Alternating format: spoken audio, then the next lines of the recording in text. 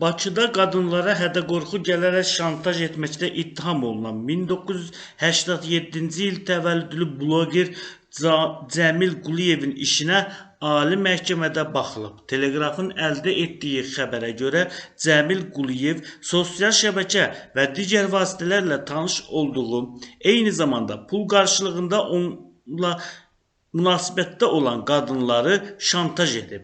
Həmin qadınlarla görüşərək münasibətdə olarkən, həmçinin digər yollarla əldə etdiyi görüntüləri paylaşmaq, onları rüsvay etmək adı ilə hədə-qorxu gələrək pul tələb edib. Bu yolla o, zərərçəkmiş şəxslərdən birindən 6800, digərindən 2400 manat alıb, zərərçəkmişlərdən biri model kimi tanınan şəxs olub. Qeyd edək ki, Cəmil Quliyev Instagram və TikTok sosial şəbəkə səhifələrində Jamal Quliyev adlı şəxsi hesabıyla tanınıb. İstintaq orqanı tərəfindən Cəmilin barəsində Cinayət Məcəlləsinin 182.2.1 qabaqcadan əlbir olan bir qrup şəxs tərəfindən hədə-qorxu yolu ilə tələb etmə, 182.2.2 təkrar hədə-qorxu yolu ilə tələb etmə, 182.2.4 xeyli miqdarda əmlakı əldə etmək məqsədi ilə hədə-qorxu yolu ilə tələb etmə maddələri ilə ittiham elan edilib. Cinayət işi üzrə təqsirləndirilən şəxs qismində ifadə verən Cəmil ona elan olunmuş ittiham üzrə özünü təqsirli bilməyib. O ifadəsində göstərib ki, Yeni Azərbaycan Partiyasının üzvüdür. Hər zaman çalışmışam ki, cəmiyyətdə layiqli vətəndaş olum. Azərbaycanlılıq hissi ilə yaşamışam. Milli dəyərləri qorumuşam.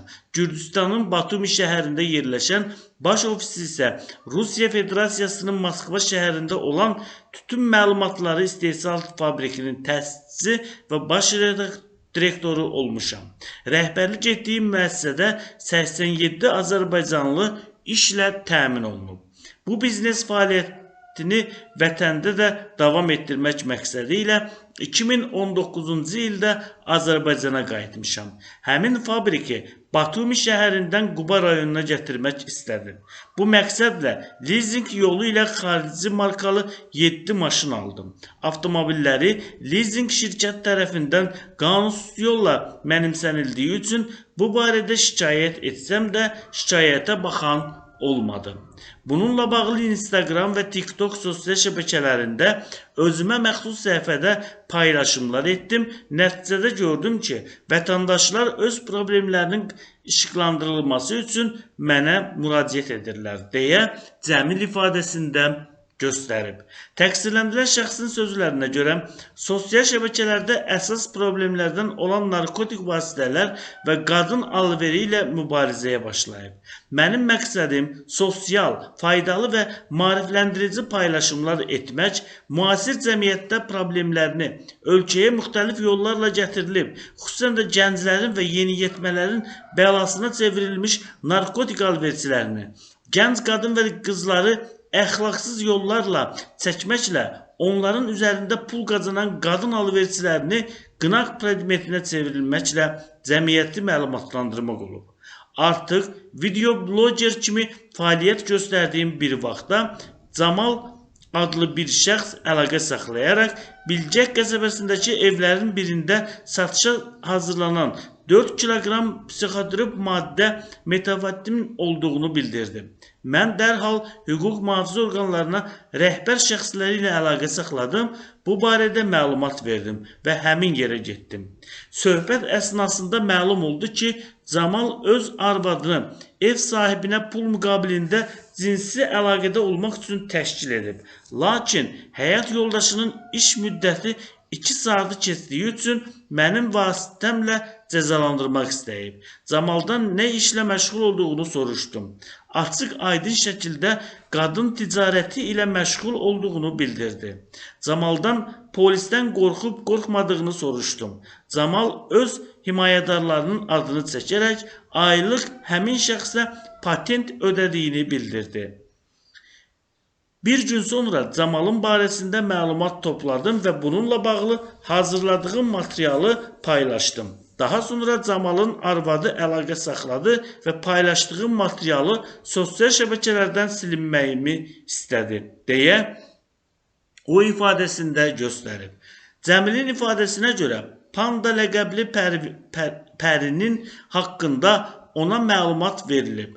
Bu material üzərində işləyərkən belə bir paylaşım edəcəyimi Instagramda storydə göstərdim.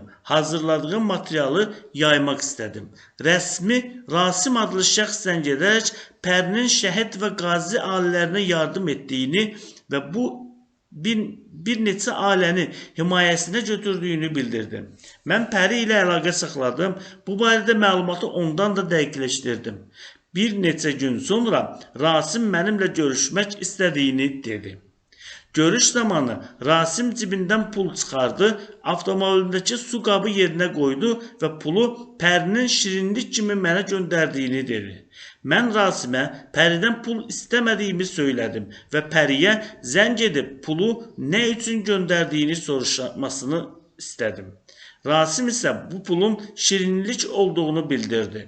Mən isə Rasimə dedim ki, pul sənindir, götür. Rasim 1000 manat puldan 500 manat pulu özünə götürdü, sağollaşaraq getdi. Mən Rasimin pulun hamısını götürmədiyini biraz sonra bildim, deyə təqsirləndirilən şəxs ifadəsində göstərib. Cəmil bildirib ki, bu görüşdən bir neçə gün sonra tanışı Vüsalla Nərmanov rayonu arasında restoranlardan birində yemək yeyib. Həmin vaxt Rasim zəng edərək görüşmək istədiyini dedi, olduğumuz ünvanı öyrənib yanıma gəldi. Yeməkdən sonra qərarlaşdıq ki, Rasim 3 əxlaqsız qadın dəvət edəcək, mənə isə oteldə istirahət üçün 3 nömrə otaq götürəcək. Mən Rasimin əxlaqsız qadınları kimin vasitəsilə çağırdığını bilməmişəm. Oteldə olan zaman qadınların pərinin göndərdiyini bilmişəm. Çağrılanlara görə Rasimin kimə nə qədər pul ödəməsindən də xəbərim olmayıb. Sonradan pəri ilə münasibətim yarandı. Ondan qadın alverçiləri, satılan qadınlar barəsində məlumatlar almışam. Sonradan isə həmin məlumatları dəqiqləşdirmişəm. Pəri ilə cəmi bir dəfə əyani görüşdüm. Ona Britaniya cinsindən olan pişik hədiyyə etdim. Bunu pul müqabilində deyil, sadəcə hədiyyə verdim, deyə Cəmil ifadəsində göstərib. Cəmilin ifadəsində görə 2023-cü ilin mart ayında Türkiyədə olan zaman onun Instagram səhifəsi bağlanıb. Ona görə də Pəridən 400 manat borc pul istədim. Pəri istədiyim pulu bank hesabıma köçürdü. Əgər məqsədim şikayətçinin iddiasını sadəcə rədd etmək olsaydı, aldığım 400 manatı da inkar edərdim. Yaxud Türkiyədən qayıtdıqdan sonra nağd olaraq ona verdiyimi deyərdim. Pərinin mənə göndərdiyi əxlaqsız qadınların pulunu ödəmişəm. Pərinin mənə jesti o olub ki, özümə çatan pulu məndən istəməyib. Mənim zərər çəkmiş şəxslə heç bir əlaqəm və münasibətim olmayıb, deyə təqsirləndirilən şəxs ifadəsinə belə yekun vurub. Bu cinayət işinə Bakı Ağır Cinayətlər Məhkəməsində baxılıb, məhkəmənin hökmü ilə Cəmil 6 il müddətinə azadlıqdan məhrum edilib. Hökmdən narazı qalan təqsirləndirilən şəxs apellyasiya şikayəti verib, o barəsində Cinayət Məcəlləsinin 182.2.1, 182.2.2 və 182.2.4-cü maddələri ilə cinayət tərkibi olmadığını deyib və bəraətverici əsaslarla hökm çıxarılmasını xahiş edib. Bakı Apellyasiya Məhkəməsi onun şikayətini təmin etməyib. Bu qərardan Ali Məhkəməyə kassasiya şikayəti verilib, hakim Teyyub Muxtarovun sədrliyi ilə keçirilən prosesdə kassasiya şikayəti təmin olunmayıb.